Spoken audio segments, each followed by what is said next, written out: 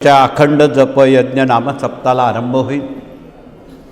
त्यामध्ये श्री गुरुचरित्र हा 5वा वेद आहे। जन्म जन्मांतरीचे शाप ताप दैन्य दुःख उपद्रव संकट मनोकामना पूर्ण करणारा हा 5वा वेद आहे।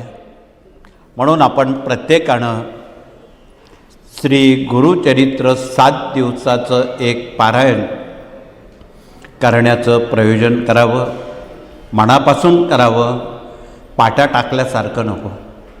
आणि ज्यांना पारायण करणं शक्य नाही त्यांनी नामसप्तात कुठल्या तरी विभागात लक्ष घालावं। त्यात प्रहरे हा अत्यंत मौलिक महत्त्वाचा विभाग आहे।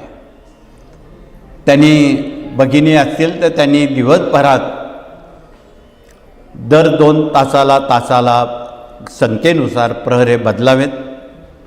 त्यात 2 प्रतिनिधी श्री स्वामी चरित्र सारामृत वाचतील। पूर्ण पारायण झाल्यावर प्रहरा बदलेल।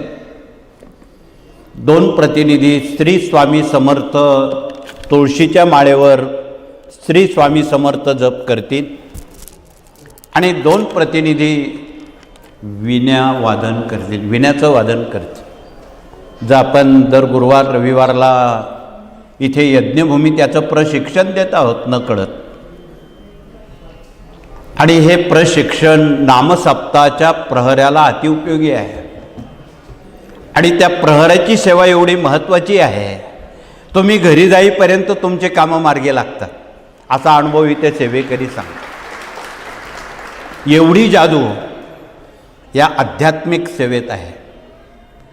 जो जे वांछिल ते ते राहो या उक्तीप्रमाणे या प्रहऱ्याचं अनन्यसाधारण महत्त्व, ज्यांना गुरुचरित्र काही कारणाशिवाय शक्य नाही त्यांनी प्रहऱ्यात भाग घ्यावा। अन्य बाबी आहेत आणि सर्वात उच्च कोटीची सेवा जी असेल जगात ती चरण पादुका आहे।